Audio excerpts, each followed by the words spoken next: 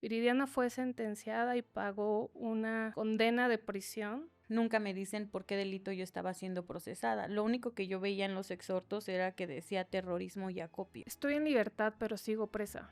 A mí me meten a prisión porque soy la pareja del papá de mis hijos, ¿no? A mí me detienen por tráfico de indocumentados, pero yo no tengo víctimas. En este país nadie está preso por desvíos millonarios de recursos que se sabe que sucedieron. Si tú no luchas por tu libertad, nadie va a venir por ti. Ni tu abogado. Siempre digo, ya este año va a terminar y no terminaba. Y yo voy a seguir como si estuviera libre, aunque no. Me voy a llevar a tu mamá.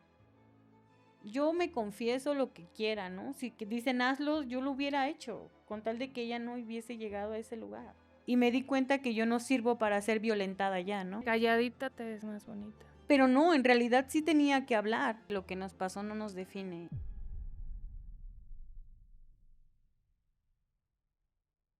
Bienvenidas y bienvenidos a un nuevo episodio del Sistema, un espacio en donde a partir de casos reales exploramos cómo funciona el sistema de justicia. A partir de las historias que nos comparten quienes vienen a platicar con nosotros, podemos entender qué es lo que estamos haciendo bien y qué es lo que podemos hacer mejor como sociedad. También podemos identificar las fallas y todos estos espacios oscuros en donde hace falta prestar más atención para que historias que empañan y afectan todo el sistema de justicia no se repitan más. El día de hoy está con nosotros Viridiana Molina. Muchas gracias por aceptar venir a compartir con nosotros tu historia. La historia de Viridiana es muy interesante para comprender justo esto que queremos entender aquí, es cómo funciona el sistema de justicia, porque es una historia que pasa por las diferentes áreas que integran este todo que conforma el sistema de justicia. Y antes de darte la palabra, quizá me gustaría decirles a quienes nos escuchan que es importante que se queden con nosotros hasta el final. Viridiana fue sentenciada y pagó una condena de prisión por cerca de 5 años y después salió absuelta. Y todo esto le tomó 10 años de su vida. Y para entender todas estas facetas y todo lo que tuvo que enfrentar y todo lo que está mal y que no tendría que ser así, pues tenemos que irnos como al origen de tu historia y me gustaría que nos contaras cómo es que una mujer a los 24 años de edad termina en la cárcel acusada de delitos tan graves como son esos delitos por los que te acusaron. Hola, ¿qué tal? Buenas tardes. Pues muchas gracias por el espacio y pues fíjate que todo inicia a partir del 2000.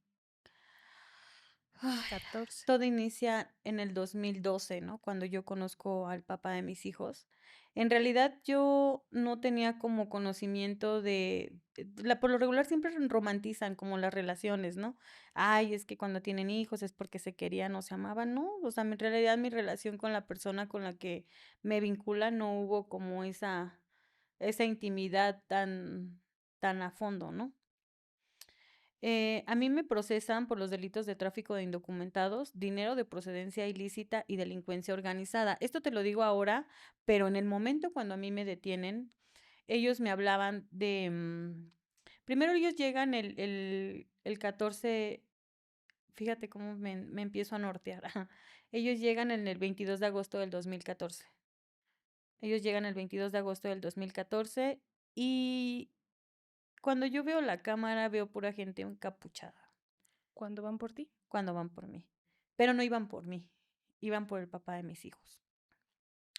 Él en algunas ocasiones me había comentado que a él ya lo habían secuestrado, que gente que él conocía y cosas así. Sin embargo, él con nosotros, o en realidad lo que yo sabía de él es que él se dedicaba al comercio, ¿no? Porque pues aparte tenía pues su restaurante y pues la venta de ropa de la India. Yo después me tuve que hacer cargo de eso porque él tenía un alcoholismo muy elevado. O sea, él cuando a mí me detienen el 22 de agosto del 2014, a mí se me hacía increíble las cosas que a él lo estaban acusando porque yo lo veía a él como muy, perdonen la palabra, como muy porque él se la pasaba tomando. Inclusive el restaurante se iba a ir a la quiebra porque él se estaba bebiendo prácticamente el alcohol con sus trabajadores, con los conocidos, con todo eso, ¿no? Pero para mí mi sorpresa fue cuando ya me detienen y me llevan al aceido y en el aceido me dicen todo el historial criminal. La CEIDO es la unidad que investiga los delitos de delincuencia organizada, Delincuencia ¿cierto? organizada, ajá, la aceido. Ahora es la FEMDO, creo. Sí, le han ido cambiando el nombre, pero es un área de la Fiscalía General de la República que investiga delincuencia organizada. Y entonces llegan, te detienen y te dicen que estás acusada. Acusada. Entonces, cuando llego ahí, que en realidad la aceido era como Netflix, era como el Netflix, porque de ahí, si tú caías ahí, de hecho ahí estuvo también Pancho Barraza, y ahí llevaron, cuando a mí me detienen, acá, después de un mes, 2 meses, detienen a los normalistas, a los de los De estudiantes. Ayotzinapa. Ahorita voy a platicar como de esa parte porque creo que fue lo más traumático que yo pude empezar a ver cómo funcionaba el sistema, ¿no? Uf, pues cuando ya me detienen, nunca me dicen por qué delito yo estaba siendo procesada. Lo único que yo veía en los exhortos era que decía terrorismo y acopio. ¿Y entendías qué era eso? No, yo no entendía nada de eso. O sea, yo nada más entendía que estaba en arraigo, que no me dejaban salir. Eso era como un hotel con rejas. Yo llegué en un estado de médico complicado porque a mí me habían hecho una cirugía y mis hijos tenían 11 meses, todavía estaban tomando pecho. Entonces yo tuve como cosas o temas médicos por los que me sacaban a médico constantemente. Y pues siempre era eso, ¿no? Dentro del FEMDO pues me extorsionaron, ¿no? Porque me decían, no, pues es que si no pagas esto, pues si no, vamos a hacer el otro, ¿no? ¿Cuánto tiempo estuviste arraigada? Ahí me tuvieron 80 días. 80 días. 80 días. Fueron 80 días en un arraigo dentro del penal. En la Doctores, así se llama, Sí, ¿no? en una casa de arraigos. Era un hotel, ¿no? Pero lo Sí. hicieron arraigo. Y cuando se cumplen los 80 días, cuando cumplían los 30 días, llegaban oficiales y llegaban como gente a buscarnos y nos decían, fírmenos, pum. Pero nosotros no sabíamos ni qué, o sea, realmente ni siquiera, o sea, los abogados nada más decían, sí, es que ya se está trabajando, es que todo está, no está bajo la ley, están haciendo algo que no deben. Pues sí, desde el principio, porque en primera buscaban al papá de mis hijos, no a mí. ¿A él también lo detienen? Sí, bueno, el 22 de agosto del 2014 es cuando a mí me detienen. Y cuando a mí ya me detienen, ellos me decían que buscaban, ¿dónde está ese güey? ¿Dónde está ese güey? ¿Dónde está ese güey? Y yo dormía en una recámara con mis hijos, porque yo no estaba con el papá de mis hijos. Vivíamos en la misma casa, pero no, pues no éramos pareja. Y ellos rompen la otra puerta donde está el papá de mis hijos, ya lo sacan todo borracho y ebrio. O sea, porque él tenía una maña que él me encerraba en las noches. O sea, encerraba con llave y él escondía la llave. Entonces, a mí sí, aunque me hubieran dicho, ábrenos la puerta, aunque yo hubiese querido, yo no les pude yo no les podía abrir la puerta porque yo no tenía la llave.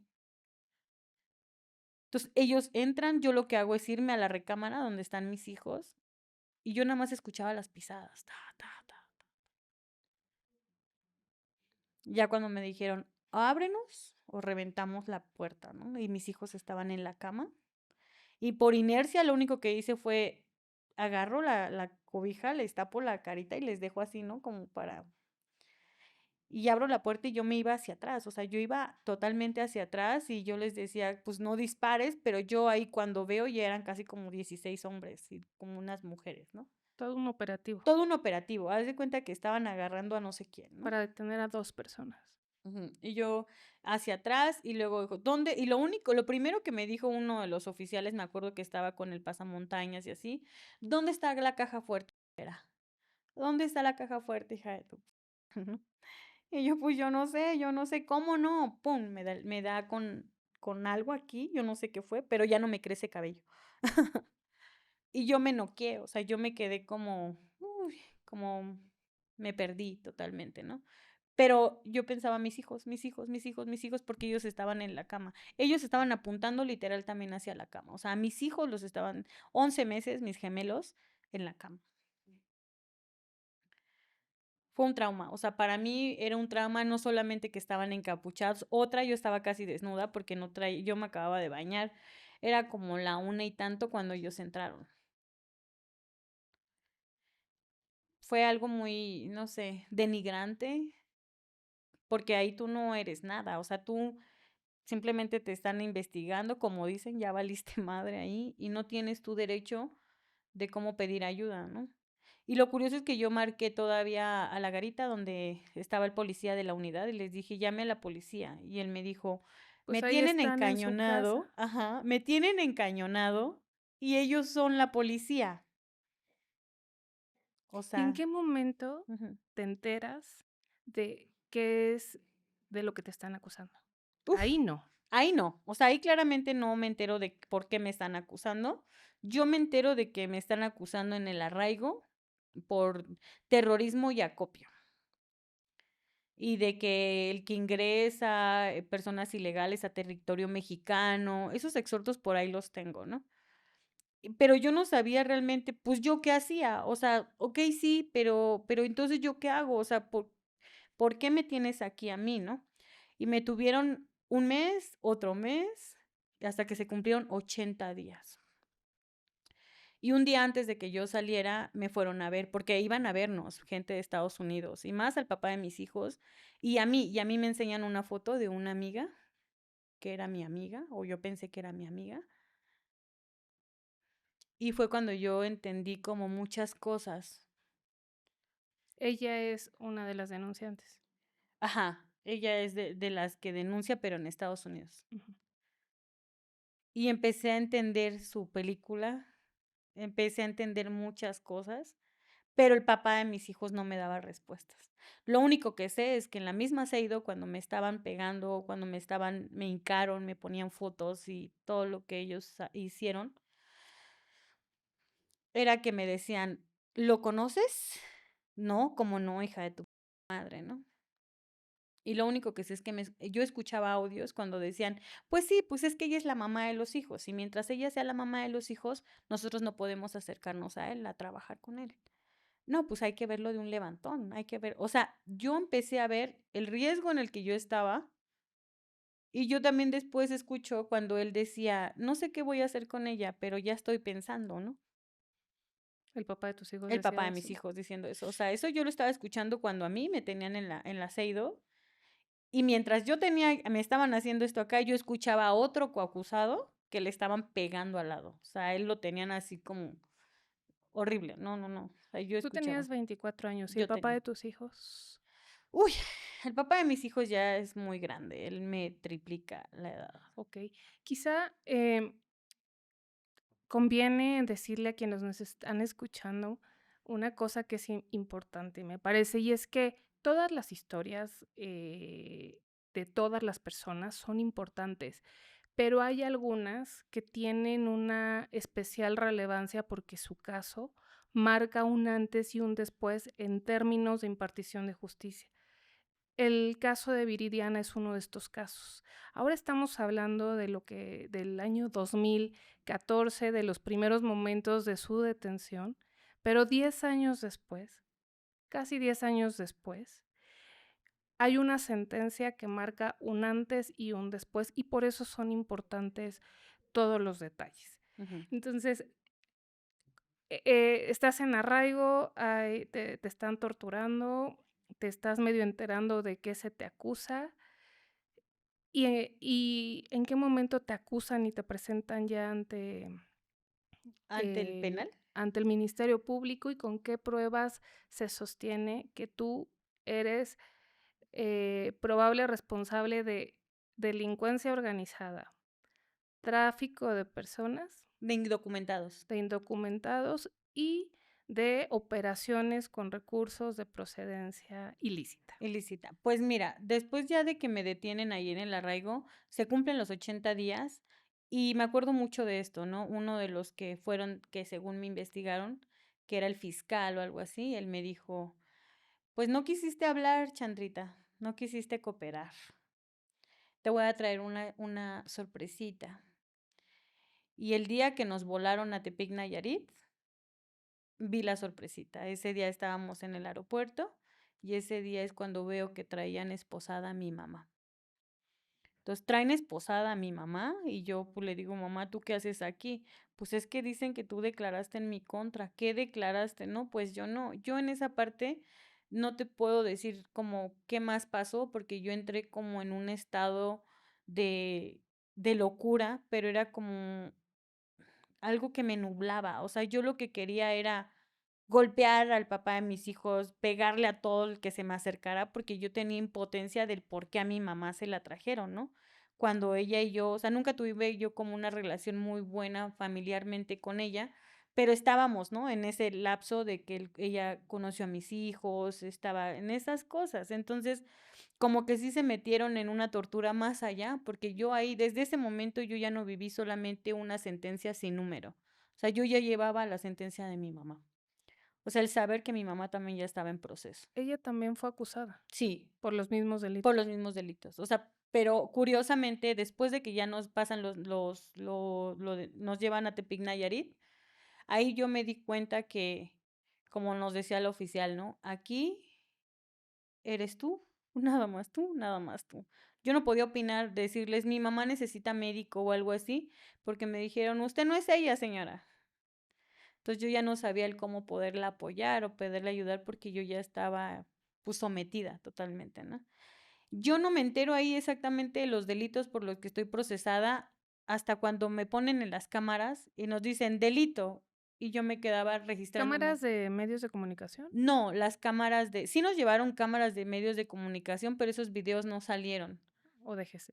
porque ellos dijeron que según mi detención fue que yo me presenté directamente a la CEIDU y les dije, hola, ¿qué tal? Yo vengo a comparecer con ustedes, ¿no? Soy Pero, probable delincuente y me ajá, vengo a entregar. vengo a entregar, ¿no? Pero pues los golpes que traía hueso pues dicen otras cosas, ¿no?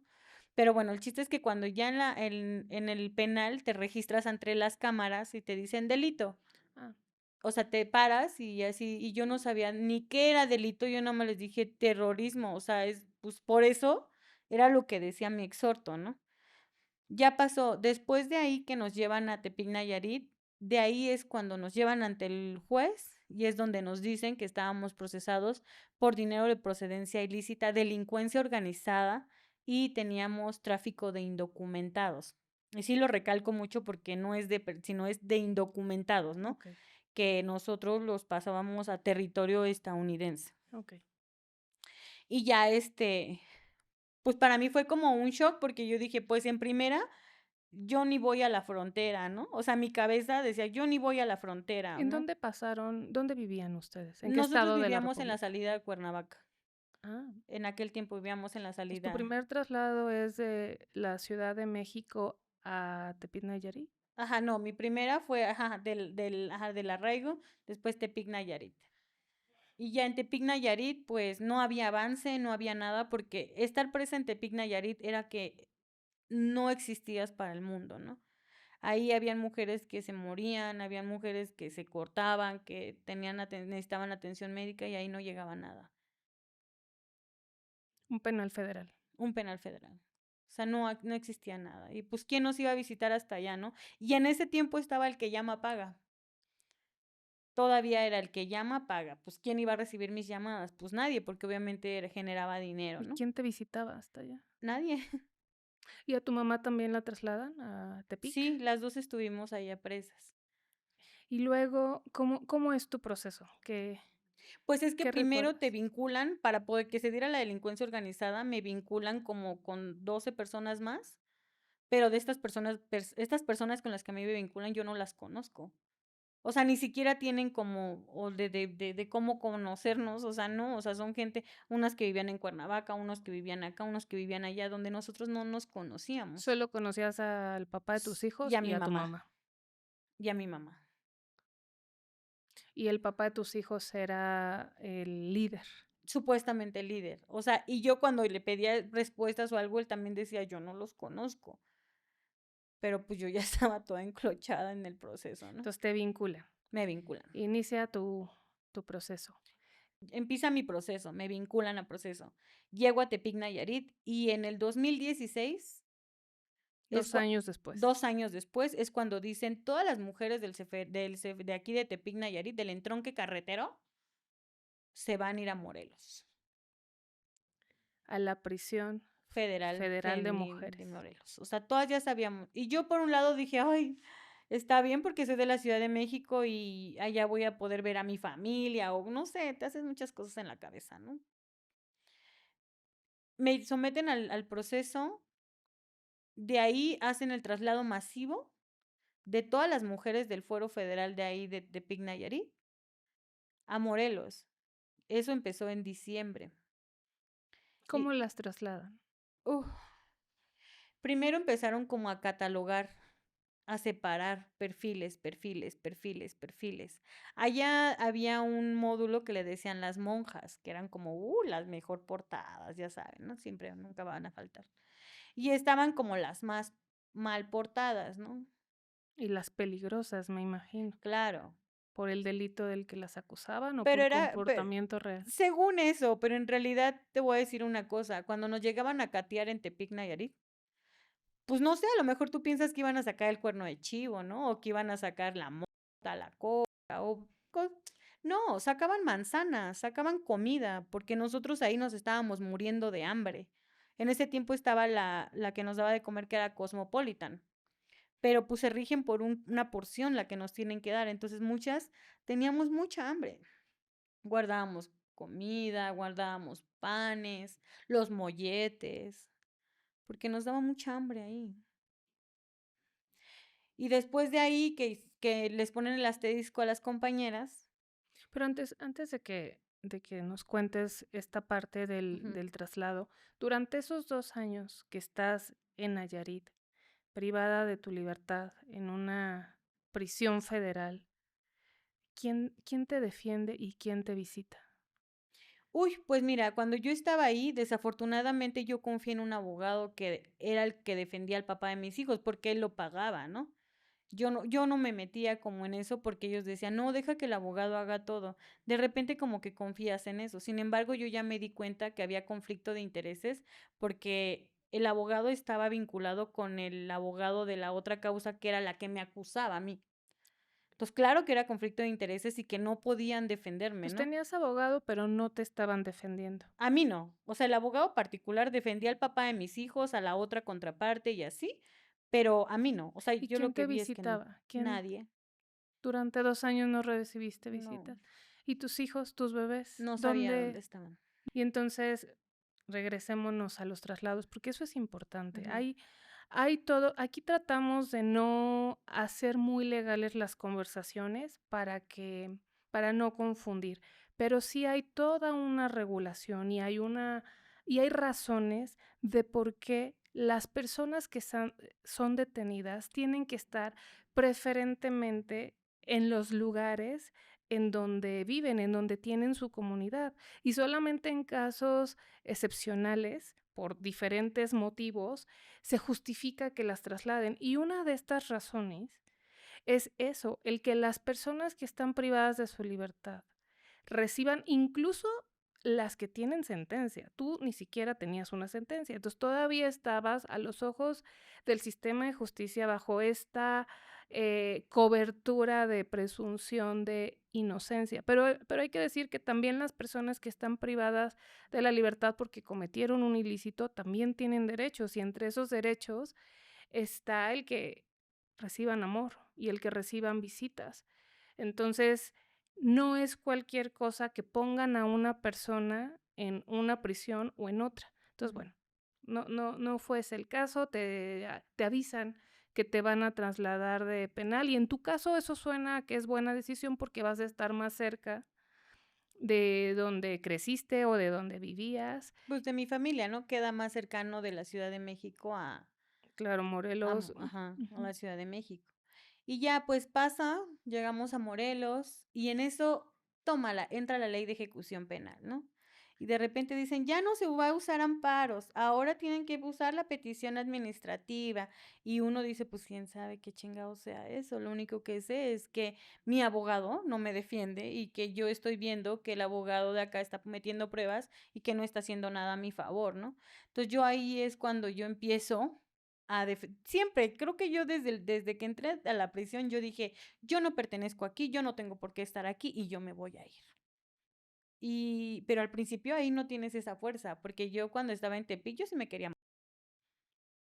O sea, yo Porque sí. además dices que al principio estabas como súper desorientada, ni siquiera entendías. Y cuando ya entiendes de qué se te acusa y dimensionas la gravedad Ujú. y te encuentras sola, ahí es donde me imagino que pasan ideas de todo tipo por tu cabeza. A mí lo que me ayudó en Tepic Nayarit fue haber conocido a la mojarra, a la china, a Alma, a Marisol. Cuéntanos tantito de Haber ellas. llegado a esa estancia fue lo mejor que me pudo haber pasado. Porque cuando yo llegué, primero pues tenía miedo, ¿no? Porque dije, a ver a qué horas me empiezan a pegar, ¿no? O sea, yo dije, pues a ver a qué horas me rompen mi madre, porque pues sabíamos que es una prisión, ¿no? Pues lo que te vende la televisión, pues, ¿no? Y federal, Y o sea, federal, o sea, dije, no, donde los delitos de los que se les acusa pues son de alto ajá. impacto. Y cuando llego y veo todas las compañeras que estaban tras las rejas, unas haciendo ejercicio, unas haciendo del baño, unas gritando, mi amor, unas oficial, o sea, era una locura. Yo estaba aturdida de todo el ruido que hacía ahí, pero cuando me llegan a la estancia 11 y entro, pues yo nada más las miraba y una de ellas, Marisol, me dijo, siéntate. Y empecé a llorar y empecé a llorar y la mojarra se veía bien malota, ¿no? Con sus ojos así de color y su boquita así de pececillo.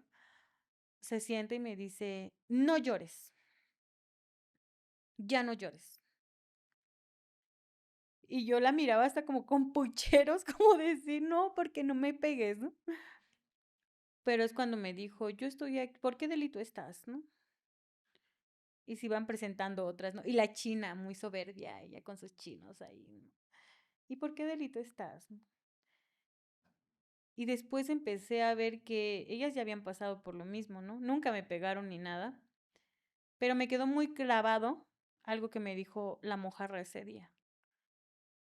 Ya estás aquí y ahora tienes que ver cómo vas a salir. Y fue algo bien clave en mi vida y hasta la fecha se lo agradezco a la mojarra porque me dijo ella, si tú no luchas por tu libertad, nadie va a venir por ti, ni tu abogado.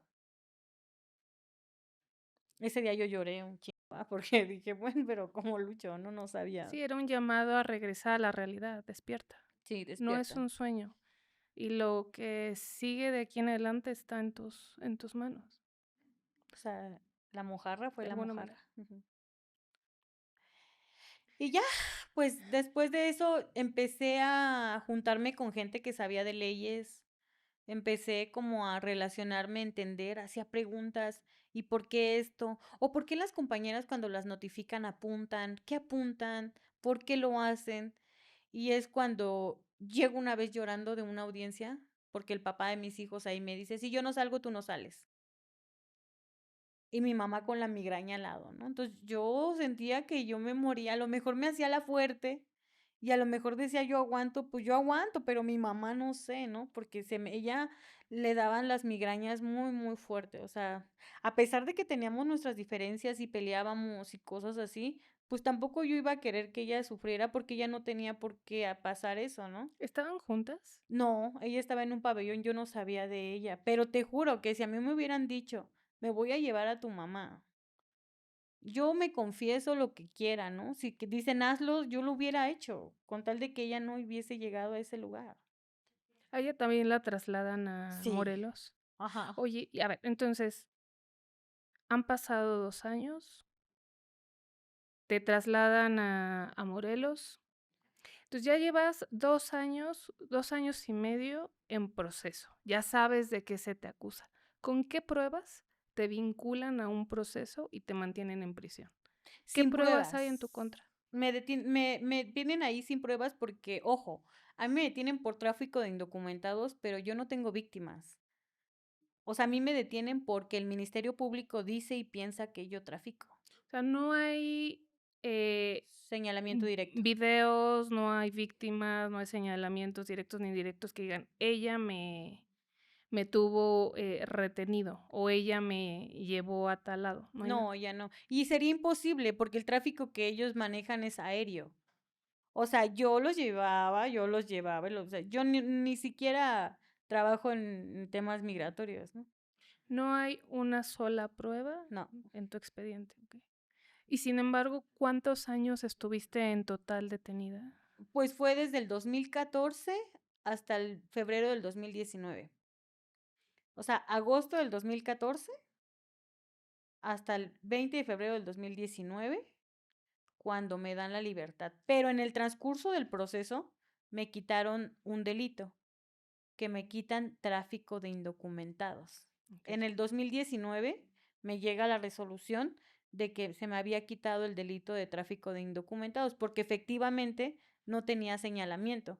El único señalamiento que tenía era el de una mujer que la vinculan con el papá de mis hijos y que es la que me señala. Sin embargo, Pero no es víctima. no, es acusada. Pero sin embargo, aquí lo que se manejó fue como, entonces tú me acusas, vámonos al careo. Dime dónde me conoces, qué llevo contigo, qué hicimos juntas. Ella se negó al careo, sin embargo, quedó asentado en el expediente de que, a ver, juez, yo estoy aquí, yo pedí el careo porque quiero que me diga las cosas. Si ella calla, eso es su problema, pero que me cuente como prueba, porque yo la mandé citar aquí para que diga y vierta todo lo que virtió en la puesta a disposición, ¿no? Viridiana, antes de hablar de este momento en el que te absuelven y quedas libre, cuéntanos un poquito cómo era tu vida en el Ceferezo 16, esta cárcel federal de mujeres. Hoy es la única cárcel federal de mujeres. ¿Cómo era tu día a día ahí? ¿Cómo pasaban los días? ¿Cómo pasas ahí 2 años y medio? Pues mira, yo algo que aprendí desde Tepic Nayarit es que te van a tratar como tú trates. O sea, eso es así. Las oficiales realmente, habían unas que sí eran como humillantes, pero en realidad veíamos que ellas se iban a la ofensiva cuando las compañeras eran como agresivas. Eso yo entendí, comprendí. Yo nunca fui como de problemas o pleitos, ¿no? Cuando yo ya llego a hogares, que son las casas dúplex, ¿no? De 20 arriba, 20 abajo, multiusos y todo el circuito que tienen ahí de cámaras y eso, para mí todo cambió. Pero cuando el primer día que yo llego al Ceferezo 16, el ver cómo nos desnudaban, el ver que nos hincaban enfrente de federales, ¿no? Haciéndoles sentadillas ¿De o a federales hombres? federales hombres. O sea, ellos nos llamaban delinquitas. Ya llegaron 10 delinquitas, ¿no? Ahí te van, ¿no? O sea, para ellos éramos delinquitas. Pero cuando nos bañábamos, muchos estaban ahí. Fueron como 2 meses más o menos que los oficiales tenían la interacción con nosotros así, ¿no? Hasta que empezaron ya como a quejarse. Pero algo que quiero mencionar es que en el traslado del 2016, la primera muerte en el 2016 fue de una compañera porque no le inyectaron su insulina. Este dato es importante porque ese Ceferezo, esa cárcel, esa prisión federal de mujeres está señalada porque, sobre todo desde el 2023, por eso es importante este dato del 2022 y esta muerte de una persona en traslado, porque sobre todo se ha señalado con mucha preocupación una, 2 docenas de muertes al menos de mujeres que estando bajo la custodia del Estado han perdido la vida, algunas en condiciones poco claras. Y es tan preocupante esto que ese asunto hoy está ventilándose en la Comisión Interamericana. Entonces tú lo que dices es, no olvidemos la muerte de una compañera que murió. ¿Por qué murió? Porque no le inyectaron su insulina. Se les olvidó que era diabética. Y cuando despertamos todas, ya nada más escuchaban los gritos. Y es bien importante justo el tema de cómo se fue abriendo la apertura cómo se hizo la apertura del Cefreso 16, porque ahí no nos llegaba nada en ese momento, ¿no? Pero la titular que estaba en ese tiempo, que era María de los Ángeles, se va a escuchar feo, pero la verdad me caía bien. Nos hacía felices. A pesar de como que era a pesar de que era el primer, penal, ¿no? De mujeres, porque en Tepic Nayarit estaba Natasha, y Natasha, uf, una porquería de mujer. Era directiva. La directiva, Natasha. Pues no se escucha feo, al contrario, creo que también este espacio también nos permite ver eso, que hay cosas que sí funcionan bien y que sí depende también de los perfiles y de lo que nosotros damos Ujú. a la sociedad de acuerdo al rol en el que estemos. Ajá, pero la titular, ella investigaba qué nos pasaba, qué necesitábamos. Era como lo que yo noté de esta titular era que ella era como, ¿qué es lo que necesitas para que estés bien? No es que yo no tengo comunicación, yo no sé dónde están mis hijos, dame el número. Y ponía a trabajar a trabajo social a que hicieran las cosas, porque muchas empezamos a tener comunicación con nuestras familias ahí, justo ahí, Ahí ya te enteraste de dónde donde estaban tus estaban, hijos. donde estaban. Yo ya me enteré de dónde estaban, todo lo que pasaba, y en muchas cosas pues yo me callaba, ¿no? Y sobre esto de la vida al interior de este espacio, llévanos un poquito para entender mejor cómo está organizado al interior un reclusorio. Mencionabas que tú estabas en las casitas, pero hay como tres grandes áreas en donde está la población. ¿Es así? En Sí, ese penal.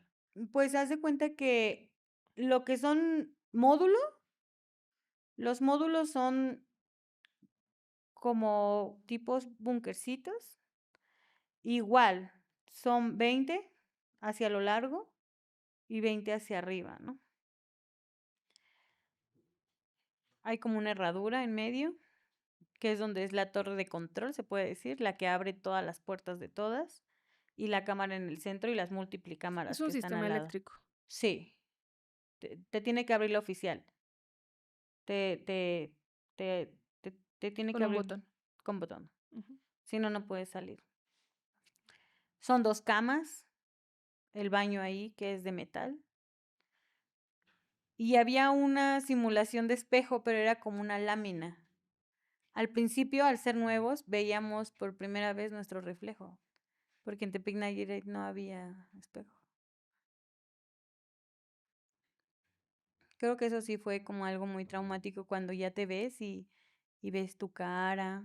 ¿Te reconociste? No, yo ya había bajado mucho de peso. Todavía subí, pero ya había bajado mucho de peso. ¿Qué viste? ¿Te acuerdas? Ya no era Viri. Y es que eso es algo bien claro. Desde que entras a prisión ya no eres la persona que conoces. Y a lo mejor muchos afuera no se idealizan como hora que salga, pero estando ahí ya no eres esa persona. Empiezas a desarrollar otro tipo de habilidades, pros y contras, ¿no? Y habrá a quien les va mejor y a otras que les va peor, Pero ¿no? entendí algo bien importante. Se va a escuchar feo, se va a escuchar feo, pero en algún momento de mi prisión todo el tiempo le echaba la culpa al papá de mis hijos. Por tu culpa, desgraciado, infeliz, por tu culpa yo estoy en la cárcel. Pero ya una vez que estoy aquí afuera,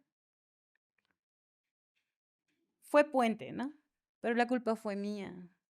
Porque si yo me hubiese amado más, si yo hubiese entendido que tenía otras capacidades yo para poder salir adelante, si yo hubiese sabido mis capacidades, yo me hubiera ido de ahí. Yo me hubiera llevado a mis hijos. A lo mejor si en algún momento me sentí con miedo de él, porque, pues sí, él era una persona violenta. Pero si yo hubiese perdido ese miedo, estar en prisión ahí era ya mi culpa, porque yo me pude haber ido.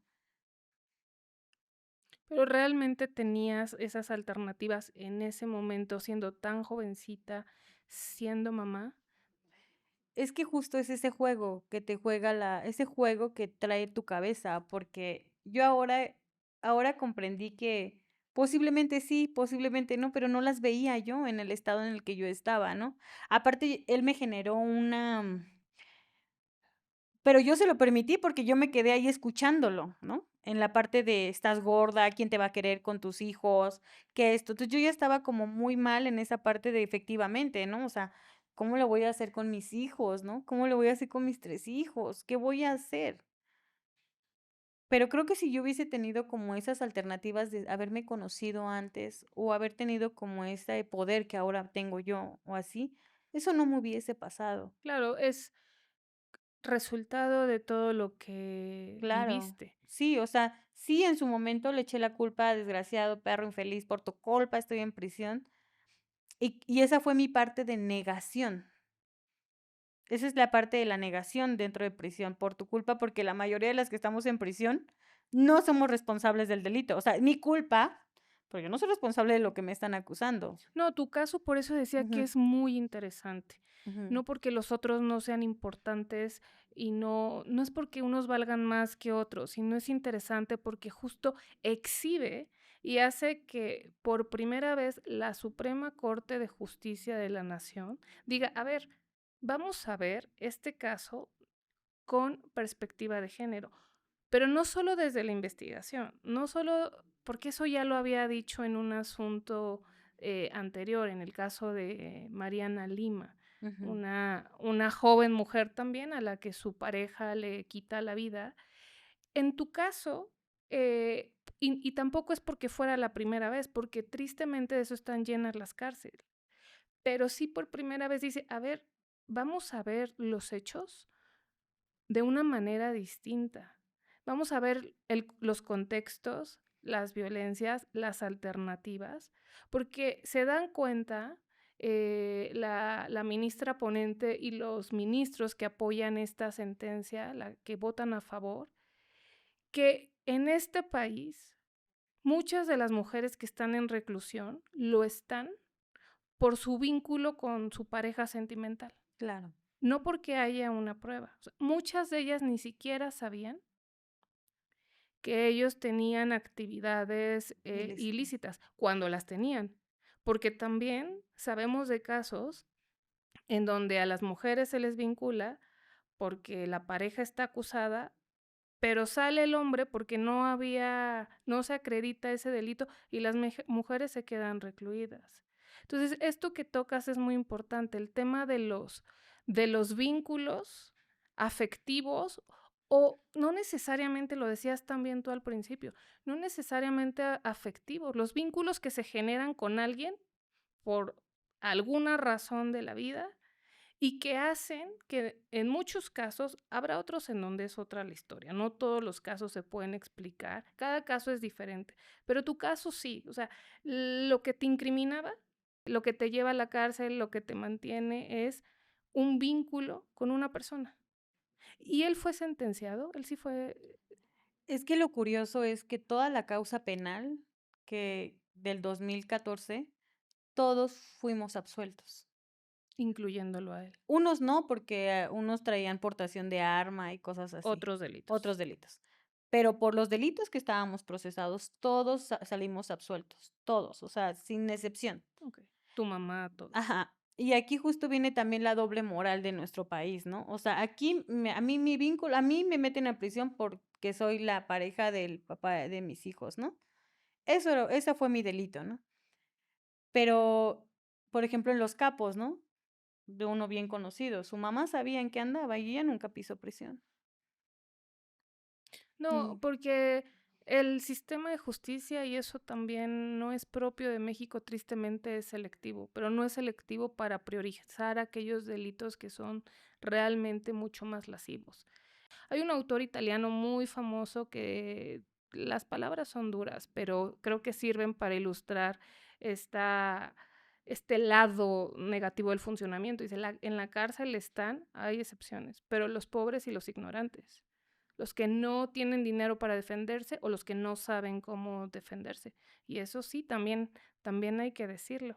y eso sí está muy claro, ¿eh? Eso es verdad. Claro, y hay excepciones, y hay Ujú, también personas que están ahí porque hay motivaciones políticas que sí hicieron que avanzaran las causas. ujú. Eso también es verdad, pero es cierto, o sea, la composición, o sea, y esto se puede verificar con los datos, y no es un secreto. no es un secreto. Cómo se componen las poblaciones penitenciarias en este país. Pero, pero regresemos a Ujú. Viridiana al 2019 y al momento en el que eres absuelta. ¿Cómo te enteras que quedas en libertad? En ese tiempo yo estaba como podóloga dentro del penal. Yo era la que les hacía el servicio de las uñas, porque era muy cagado, porque los médicos nos decían, si iban con las uñas enterradas o algo, les decían, yo soy médico general, no podólogo. Y las compañeras, pero me duele, ¿no? Pues yo lo hago oficial, nada más deme el material, ¿no? Y tiempo después, pues me dieron a mí la parte donde podía hacer como lo de ¿Tu podología, espacio? mi espacio. ¿Y ya lo sabías hacer o Ya, yo aprendiste ya lo ahí? sabía hacer afuera, pero como pedicura, ¿no? No había hecho como la carrera, pero ya, más adelante, Y entonces te vuelves la podóloga del penal. del penal. Y me pagaban, ¿eh? Porque sí me pagaban dentro del penal. ¿Con dinero o en especie? No, con dinero en mi tienda. Me pagaban dinero en mi tienda y pues yo ya, con eso ya compraba galletas o así. Pero el 2019 me dan la libertad, ese día yo estaba haciendo mi servicio en podología, estaba con 2 compañeras y mi número era el 1371 ahí. En Tepic era 1836. Y Así en se referían a ti las claro, custodias y el eres personal un penitenciario. expediente. 1836, locutorios, notificación, 1371, notificación. Y cuando a mí me dicen 1371, ya no había otra más que mi sentencia, porque yo ya había acabado todo el proceso. Entonces yo dije, ya es hora, ¿no? Ya me van a decir. Ya sabías que venía tu sentencia Ya y sabía, esperabas una absolutoria, ¿sí? ya sabía que no que esperaba mi absolutoria, pero sí tenía fe en que se habían hecho las cosas bien, porque realmente sí habían hecho. Ya tenías otro abogado. En el 2016 revoqué al abogado particular. En una audiencia les dije, ya me cansé de la Liga de la Justicia en tiempos de hambre, yo ya quiero un abogado de oficio. Ya no quiero este abogado. Porque ahí me entero que el abogado pues le sacaba nada más dinero al papá de mis hijos, se fue hasta de paseo, cosas así. O sea, no tengo buena recomendación de ese abogado. Entonces, pues ya, ¿no? Y ahora sí te defienden. Me llega el abogado de oficio, pero pasa algo en mi caso, que me cambiaban de abogado cada 2 meses. Y así se la llevaron como todo un año, hasta que le platiqué a una compañera y me dijo, oye, eso es violatorio. Es Oye, empezar de otra vez de ajá, y cero. ahí es donde me dijo, oye, Viri, ya defiéndete. ¿No vas a responder? Y yo, ¿pero qué hago? Pues haz esto, haz el otro. El juntarme con personas que sabían defenderse, eso me ayudó mucho a mí, porque empecé a estudiar y empecé a pedir mi caso. Quiero la Suprema Corte que me envíe lo de mi caso, ¿no? No, jurisprudencias. Quiero jurisprudencias sobre mi delito, ¿no? O sea, todo esto, ¿no? ¿A quién se lo pedías? ¿A tu abogado o ahí a servicios legales No, penal? hacía mi A las carta a la Suprema Corte y le decía, solicito de la manera más atenta, me envíen jurisprudencias del delito de delincuencia organizada, tráfico de indocumentados. O solicito que me manden información sobre, no sé, declaraciones, ¿no? Cosas así para yo ver, ¿no? Inclusive ahí pedimos, yo leía mucho la sentencia de Florán Cassé, Mm, que era súper interesante, porque dije, eso es lo mismo que me está pasando a mí, porque me están diciendo que yo llegué al aceido, ¿no? De buena voluntad, y y a eso mí no me fue lo que sacan de mi pasó. casa, o sea, a mí me robaron, me golpearon, porque realmente ellos sí, los aprensores, ellos no iban por mí, ellos iban a abrir la caja fuerte, porque ellos querían la caja fuerte. Pero en el Inter te encontraron y pues Obviamente, dijeron, ya está una esta mensa detenida aquí, más, sí, una integrante más de la banda. un bono más, porque en ese tiempo eran los bonos todavía.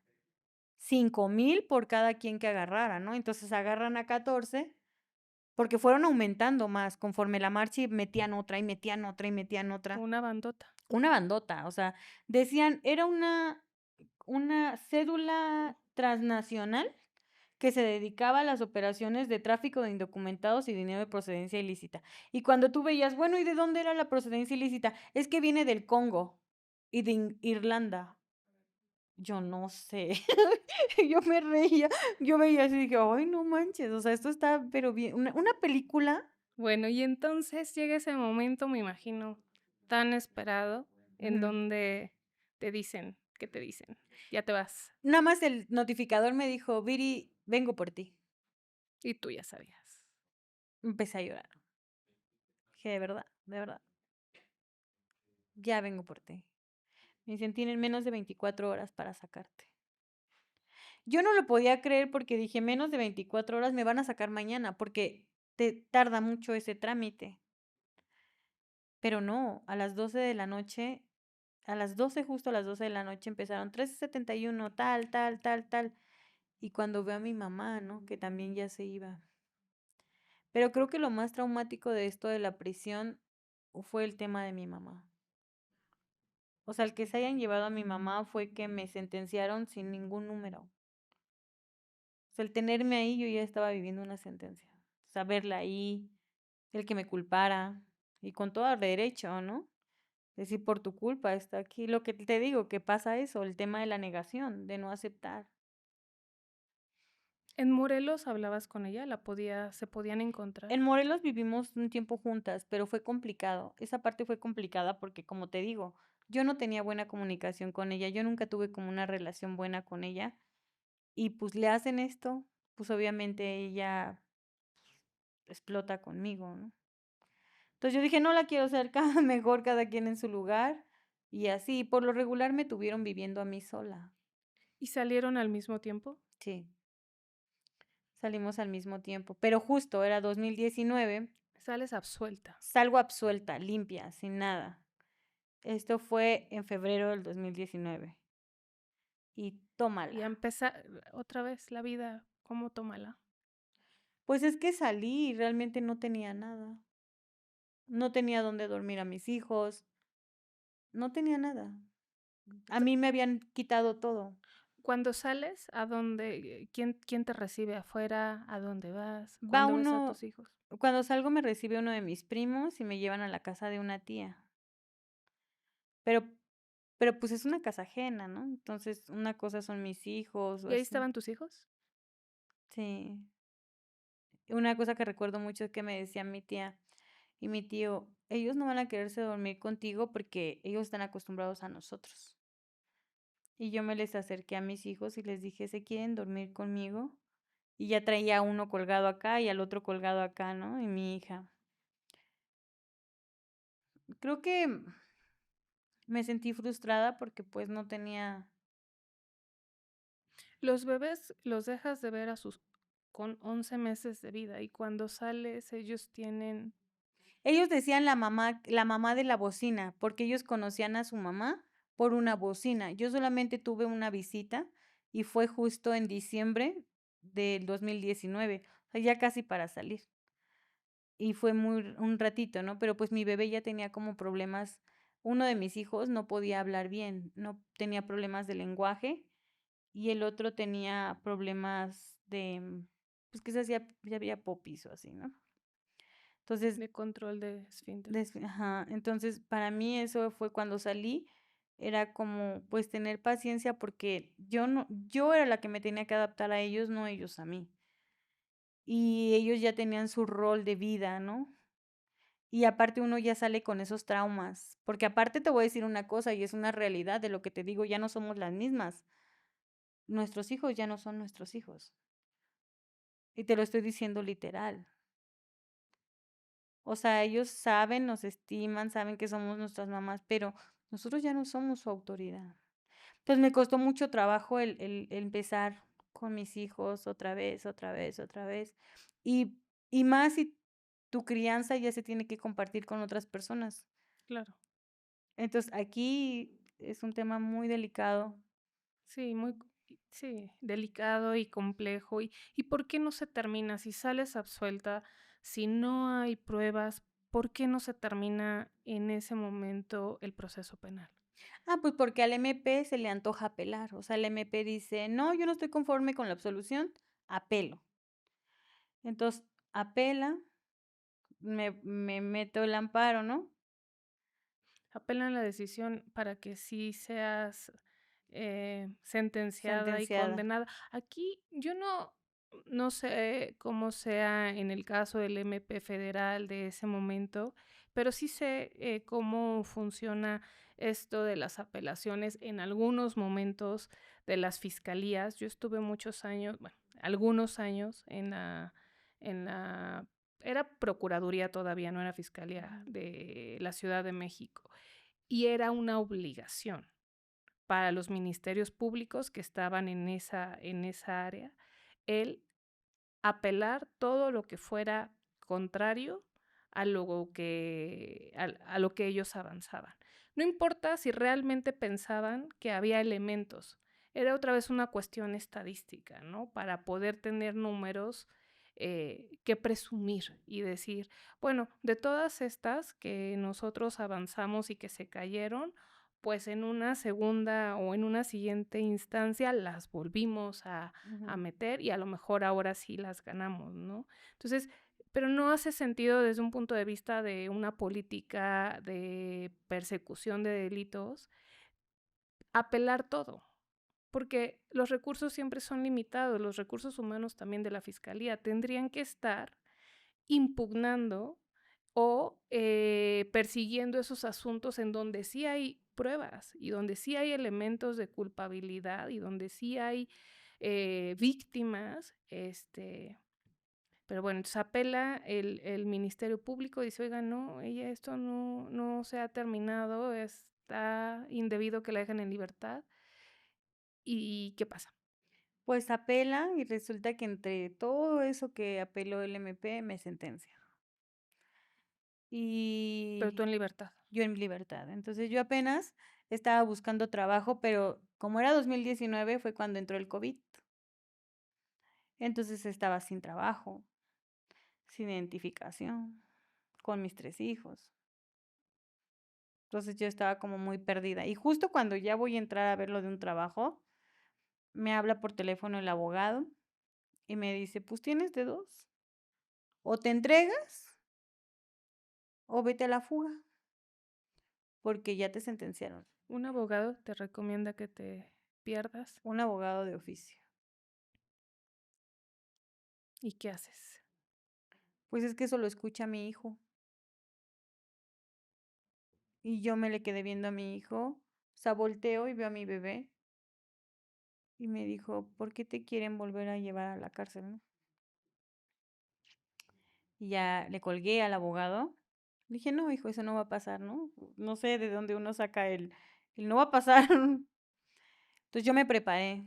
Le hablé a mi mamá y le dije: "Necesito que vengas por mis hijos, llévatelos". Pero yo, para evitar el que volvieran a ver la detención, como sé que hacen detenciones, ¿no? Ven por ellos y llévatelos, llévatelos, porque si llegan a entrar a mi casa, si llegan a patear la puerta, si llegan a ver cómo te hablan de: "Órale, hija de tu madre", o esas cosas, yo no quería que vieran eso mis hijos. O sea, mi idea fue: llévense a mis hijos, yo de aquí me las arreglo, yo ya veo qué hago, a quién llamo, qué hago, ¿no?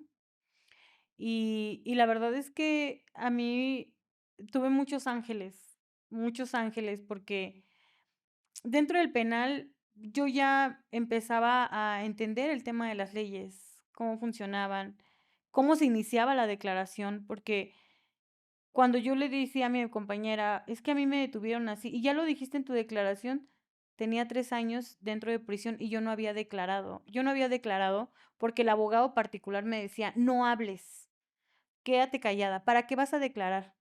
Después dije: "Oye, no, o sea, el que calla otorga". Pero es que es más trabajo si declaras. Entonces, Ujú. En calladita te ves más bonita. Pero no, en realidad sí tenía que hablar, porque yo tenía que decir: "Oye, señor juez, yo no tengo nada que ver en esto. En primera, a estas personas ni la conozco, y en segunda, a este güey lo están investigando según desde hace 4 años, y yo apenas llevo 1 año con él", ¿no? O sea, era importante el que yo declarara, porque yo iba a desvirtuar muchas cosas que me estaban relacionando con él cuando no. Entonces, yo me di cuenta que realmente sí, calla, no hables. Pero este güey, el abogado, estaba defendiendo también a la otra contraparte. Yo tenía que hablar. Y cuando este hombre me dice: "Si yo no salgo, tú no sales", dije: "Ah, ya vi de qué es esto, o sea, tengo que defenderme". Y te vuelven a detener. No. En esa vez llamé yo a Isabela, de Higareda, de X Justicia para las Mujeres. Yo ya estaba en temas de activismo, ¿no? Porque justo Te habías despertado. ya había despertado, o sea, esto ya era de, yo no tenía por qué haber estado en prisión porque esto me habían violado, ¿no? Los derechos. Pero en ese tiempo yo ya estaba haciendo algunos trabajos con X Justicia para las Mujeres. Yo ahí conocí a Kenia también, conocí a Kenia de Muñecas Tiricias, Cuevas. Cuevas, a Kenia Cuevas. Y ahí yo ya conocí a Valentina Loret, que ella es también era de X Justicia y Sea Justicia, está Ángela Aguilar, Guerrero. Ángela Guerrero, eran X Justicia, yo ahí las conozco. Entonces yo les hablo, ¿no? Les digo, está pasando esta situación, yo me sentía volver loca y así, ¿no? Y ellas ya eran Sea Justicia y ellas empezaron a llevar el acompañamiento hacia mi caso. De repente ya estaban también otras chicas, se sumaron otras chicas que eran, que son feministas, y se suma equipo de Kenia Hernández, que es una activista de las tierras, la de Zapata Vive, y es donde empiezo a conocer un mundo de mujeres que me ayudaban y defendían sin conocerme. Creo que de esa época es cuando escuché la frase a la que me refería, y eso me llamó la atención porque decías, estoy en libertad pero sigo presa. Claro, estoy en libertad porque sigo presa porque yo no podía tener un trabajo normal. ¿Quién me iba a aguantar? Y te tenías además que seguir defendiendo en ese momento. La exigencia de mi juzgado era, tú tienes que venir a tus audiencias. Hubiera o no hubiera dinero, o sea, yo tenía que ver la forma de cómo ir. Y aquí viene la parte de mi abogado, que él es un abogado de oficio, que él fue el que empezó a llevar mi proceso. Y también mencionar, ¿no? A otra abogada de oficio que es Maribel Hernández, ¿no? Que fueron los que llevaron el acompañamiento. Fueron muchas personas las que estuvieron involucradas en el tema de mi caso. Y ellos son, bueno, parte de las personas por las cuales logras que tu caso llegue a la Suprema Corte. Claro, la Defensoría Pública Federal. En ese tiempo estaba el maestro Netzaí, el licenciado Diego. Háblanos de esta sentencia, porque Ujú. es muy, muy importante y creo que es algo, y es tan reciente, que es tan desconocido, pero que es importante conocer.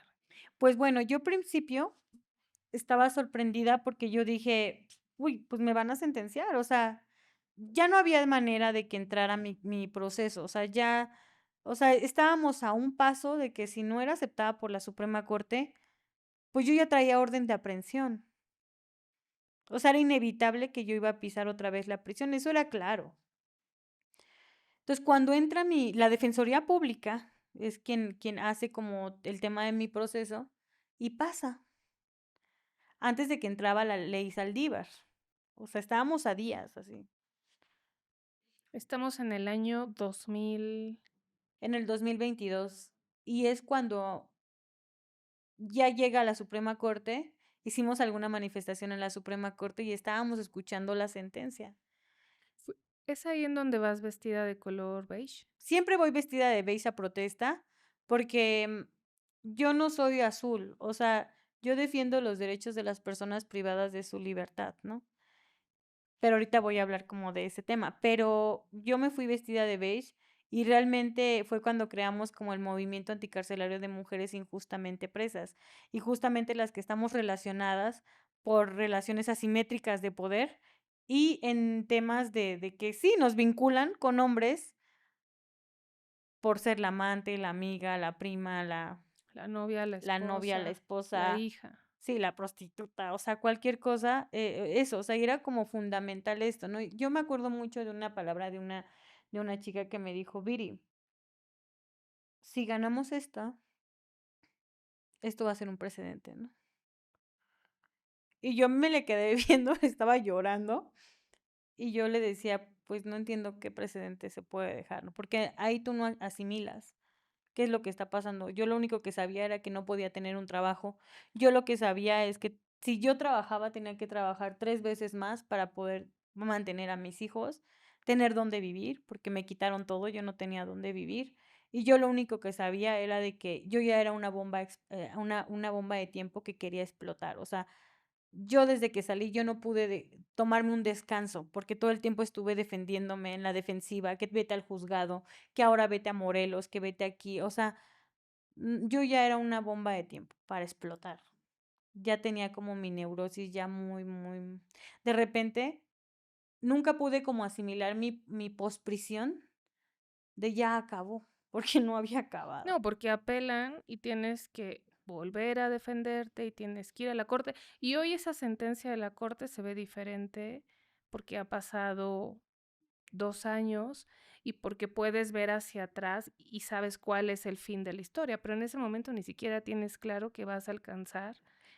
Y además es una eh, victoria relativa, porque la Suprema Corte dice, a ver, vamos a darle entrada a este recurso de esta mujer, porque había más personas que promovieron, Estaba Sandra, ¿no? También, Sandra había otra Cuevas. mujer y había un hombre. Ujú, Y dice, no, pero el de ella sí, el ujú, de Viridiana sí, porque aquí hay un tema de constitucionalidad. En los otros expedientes había como temas de si no había pruebas, no se ujú. valoraron debidamente los hechos, pero esos son temas, son medio técnicos, pero digamos son temas de legalidad. Y lo que corresponde a esa categoría, pues ya no es merecedor de ser revisado por la Corte. Hay solo ciertos asuntos que pueden ser revisados.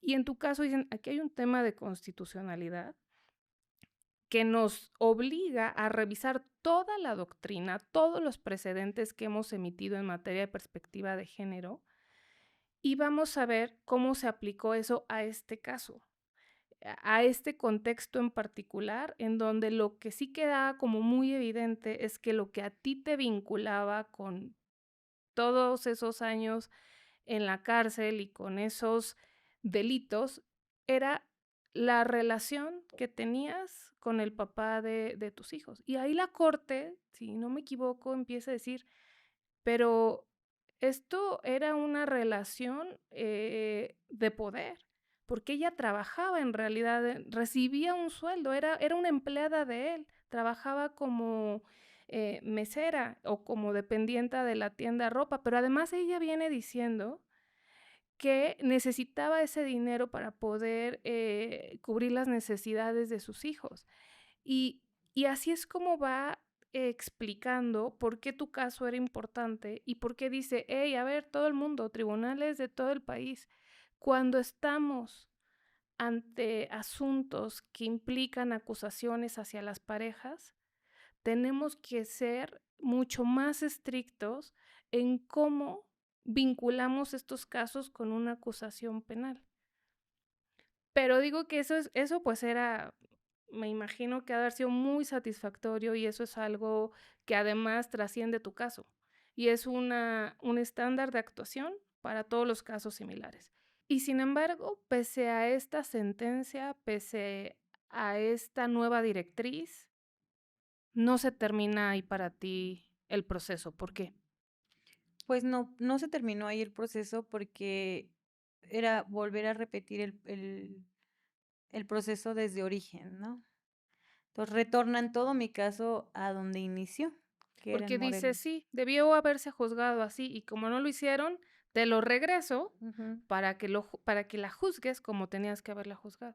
Sí, pero justo en ese lapso, cuando pasa lo de la Suprema Corte, que yo ya tenía la orden de aprehensión, es cuando me matan a mi hermano. Entonces yo no podía como, fue una película eso, porque me sacaron de mi casa, porque si yo no me iba de mi casa, me iban a llegar ahí para detenerme. Entonces fue una película y después platicaremos de eso, pero en ese lapso es cuando matan a mi hermano y aún sabiendo yo las complicaciones que pudiera haber tenido yo de estar en su velorio y estar en todo eso, me mantuve, ¿no? Como la que nada debe, nada teme, y pues tú saben dónde estoy, ¿no? Pero lo que yo no quería era que mis hijos vieran esas escenas tan fuertes que iban a ver, ¿no?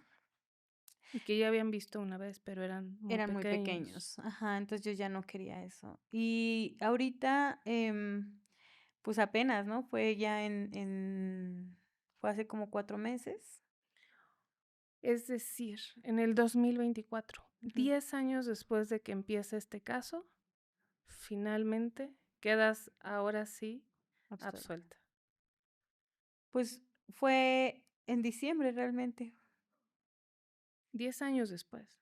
10 años después, cuando ya. ¿Alguien, alguien te pidió perdón? ¿Alguien del sistema de justicia? O sea, te tuvieron 4 años y medio privada de tu libertad y luego otros tantos años defendiéndote, con los costos que tiene, ya lo decías ahorita en la parte emocional, familiar, pero también en la parte económica. ¿Alguien te pidió perdón? No. De hecho, ni la CEAP, o sea, yo estoy en el registro de víctimas de la RENAVI, ni siquiera la CEAP se ha comunicado conmigo a pesar de que hemos hecho como el intento de las comunicaciones, porque no, no, nadie Ese es otro tema del que después podemos, si nos hablar. dejas volverte a invitar, Ujú. podemos hablar, porque es un tema también al que creo que donde hay que prender la luz y hay que hablar también de eso, de qué pasa.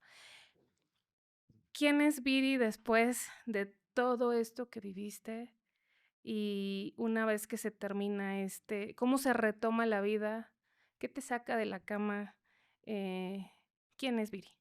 Pues hubo un tiempo, cuando yo salgo desde el 2019 estuve con X Justicia, estuve haciendo como algunas, ¿cómo se dice? Proyectos. Y empecé como en el tema del activismo, ¿no? De empezar a ayudar a las compañeras que están dentro de prisión. Pero, pues, para todo eso realmente se necesitan recursos, ¿no? O sea, esto del activismo, tuve que desarrollar otra forma de poder apoyar. Después creé Caminos Nómada, ¿no? Que es una cooperativa de cosmética natural que yo realizo, pero empecé a capacitarme. Yo entendí algo, si yo quería salir de esto tenía que educarme, tenía que saber de lo que yo hablaba. Y me metí a estudiar, terminé mi carrera en podología, terapeuta holística también, y creé mi propia marca de cosmética natural que se llama Caminos Nómadas. Son velas artesanales y la cosmética natural. Y aparte doy cursos, o sea, doy talleres y de todo lo que yo hacer, porque como no tenía un trabajo de cómo ganarme la vida, pues aprendí a poner uñas, que pestañas, que microblading, que todo eso fue lo que a mí me ayudó para salir, pero nunca dejé mi escuela. Actualmente sigo porque, pues, quiero terminar yo, las carreras que tengo son técnicas, ¿no? Pero quiero terminar mi carrera como en Relaciones Exteriores Internacionales. Esto no para aquí. Pero cuando me dieron la noticia de que ya era libre, yo ya llevaba como el camino recorrido, porque yo dije: "Cada año que pasa aquí, siempre digo: 'Ya este año va a terminar'", y no terminaba. Y se iba un año mío, hasta que dije vulgarmente, ¿no? "Ya váyanse a la y yo voy a seguir como si estuviera libre, aunque no, ¿no? Aunque me costó mucho, ¿no? Porque me metí a trabajar en un empleo en un restaurante y me di cuenta que yo no sirvo para ser violentada ya, ¿no? El que trabajaba ahí me decía: "Es que haz esto", y me gritaba, y el otro, y le aventé hasta sus quesos, ¿no? Yo: "No, a mí no me grites", ¿no? Entonces, me di cuenta que yo ya no estaba como para eso. Justo lo que te decía, en aquel tiempo me decían: "Bu", o esto, y yo decía: "No, pues aquí me quedo", pero ahora ya no, se desarrollan otras fortalezas, ya no eres Viri, ya no soy Viri la misma, ya ni me reconozco luego yo. Muchas gracias, Ujú. Viri. Nuevamente siempre voy a estar agradecida porque hayas aceptado venir a contarnos una, una parte, una parte de tu vida que nos permite, además de conocer tu historia, entender también mejor cómo funciona el sistema de justicia cuando no funciona bien. Y también porque nos permite ver que pese a que una situación sea tan desafortunada como la que te tocó vivir, porque no hay pruebas, hay que insistirlo, no había pruebas, no hay elementos, no había nada más una acusación, había una verbalización de alguien que te vinculó con algo y pese a eso también tu historia nos permite ver que se puede, aún en esos contextos, hacer algo con la propia vida, hacernos cargos de decisiones personales, imaginar futuros distintos y tratar de ser mejores personas. Así es que muchas, muchas, muchas gracias por haber venido a platicar con nosotros.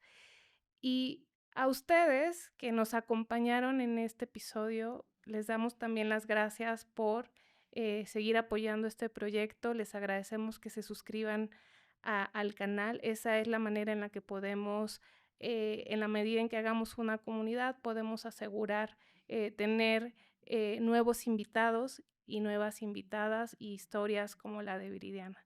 ¿Algo más que quieras agregar, Viri? Pues yo creo que lo único que puedo agregar es que lo que nos pasó no nos define y que, como lo que te decía, uno entra de una forma y sale de otra forma. Pero si algo yo aprendí en mi prisión es que son 4 etapas. Negación. Y en esa parte de la negación es echarle la culpa a todo. Todo el mundo tiene la culpa. Y después la asimilación de estoy en prisión. Y después aceptar mis responsabilidades. Y después ser libre. O sea, nadie tiene la culpa de lo que a mí me pasó. Yo no vi en ese momento mis alternativas que tenía. Eso fue lo que me pasó. Yo no vi mis alternativas. Y lo único que puedo decir. Muchas gracias. Gracias a ti. Eugenio Derbez es un magnífico comediante, pero el gran problema de Eugenio Derbez es que hizo más ignorante un país en un término, que es el término ahorcamiento. Todo mundo, cuando le pone las manos aquí, dice es que me ahorco. El estrangulamiento entonces sí es una fuerza externa, por eso es que de manera errónea contaminó todo un país diciendo que esto es ahorcamiento, esto es estrangulación.